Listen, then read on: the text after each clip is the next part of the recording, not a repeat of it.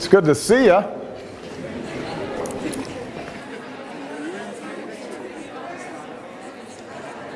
So we've heard a lot in the past speaker series that we've had with all the amazing staff about your relentless optimism. I am relentlessly optimistic. I was wondering if you could talk a little bit more about that, how you remain optimistic, or maybe you're not, but people still think that you are. Some of this is temperamental. People just have different temperaments. I tend to be a pretty happy guy. I'm pretty sure this is because I was born in Hawaii. And so I spent most of my early years in really pleasant weather all the time, splashing in waves and things. That helped. As I get older, and certainly in this job, what helps me a lot is taking the long view on things. I think so much pessimism and so much stress arises out of looking at things in this very narrow here and now. But the day-to-day sort of ups and downs and swings, it's like the weather. I mean, okay, get an umbrella sometimes you take off your jacket.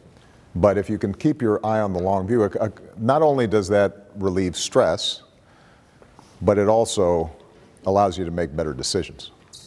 The things that last, the things that are important, usually have to do with how did you behave, how did you treat other people, did you work as hard as you could have, did you do your best?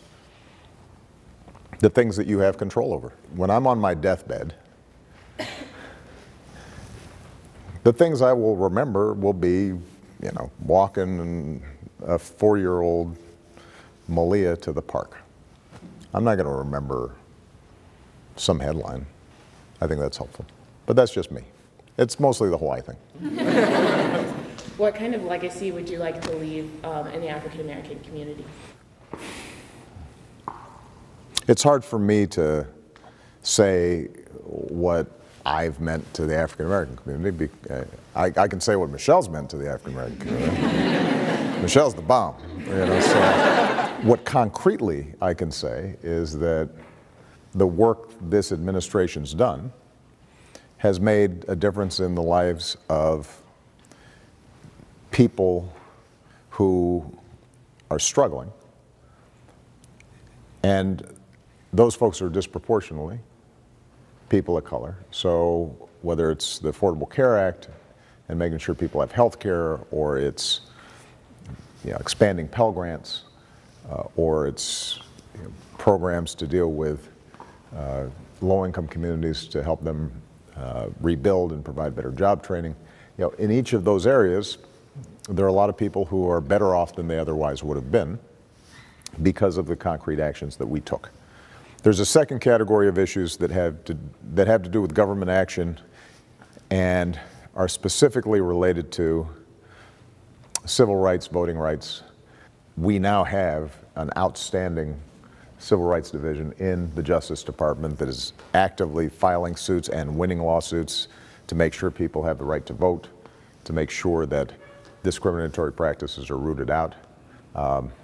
That's another category. I put in that same category the work we've been doing around criminal justice reform and reshaping how we do commutations, and how we are working with law enforcement around best practices for policing.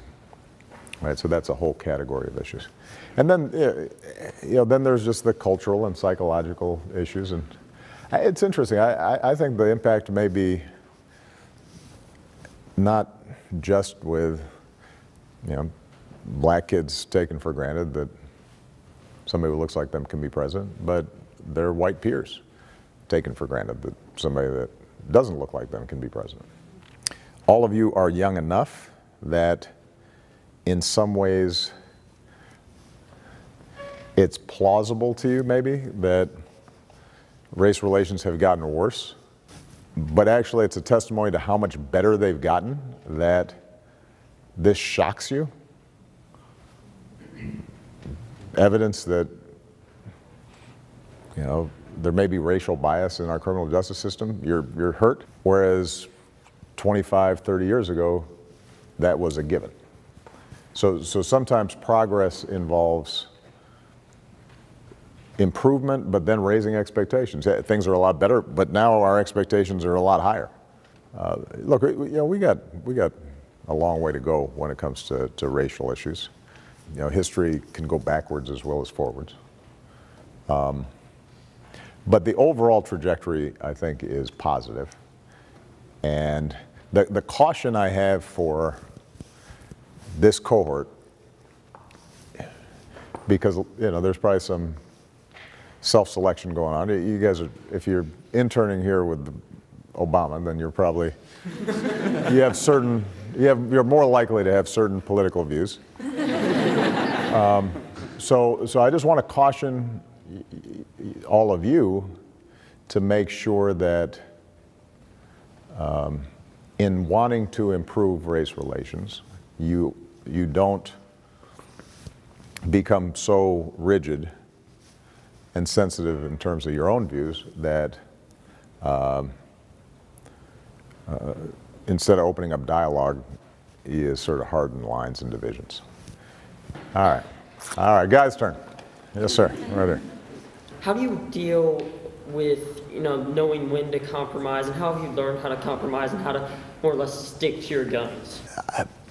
Maybe my rule of thumb is if the issue we're working on, I've got a particular objective, and the compromise thwarts that objective, then that's a bad compromise. If the compromise makes things better, but just not as good as I think they need to be, then my instinct is that's a good compromise. And probably the best example of this is the debate we had around healthcare. Once we get the structure in place, it's like a starter home, and it would be nice if we had granite countertops in the kitchen, but we can't afford those yet. There's no porch, but it beats sleeping outside. And I think I've been proven right on this because I've got 20 million people who have health insurance who didn't have it before. Now, it's far from our ideal, but every single step in social progress in this country has started with a starter home. The political process in this country is incremental. Democracies of our sort require reform as a general proposition and not revolution. And that's okay. There's nothing wrong with better. Because you hold out for the best, and that means that whoever was going to be helped by better, doesn't have health care that year, or isn't getting as much help on going to college as they otherwise would have. All right, well, you guys have been great. I always say this to all of you, so even though it's boilerplate, I'm going to repeat it. Don't get bored. Don't get cynical. You guys are the most privileged people at the most prosperous, secure period in human history. And so, no griping and no moping. The possibilities of what you can do are enormous. And that doesn't mean, becoming president involves a lot of luck. Becoming, Steve Jobs or, Quentin Tarantino, that requires there are a certain amount of breaks that you get. It's not because you're so much better than everybody else. And being Picasso, it's because you're better than everybody else. But a lot of times it's just, happenstance or things worked out. But being useful and having a satisfying life and making a contribution, that is entirely within your control.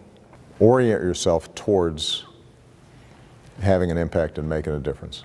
And you will. And you'll be happy doing it. All right? What do I got here?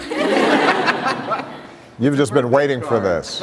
Oh, this is so nice. Look at this. And like glitter on the sides. You got help, didn't you? Your parents helped you. It's just like the science projects. Yeah, absolutely. This is so nice. Well, thank you, everybody. Yeah, happy birthday, almost. All right. Almost. Good luck, everybody. You're going to do great.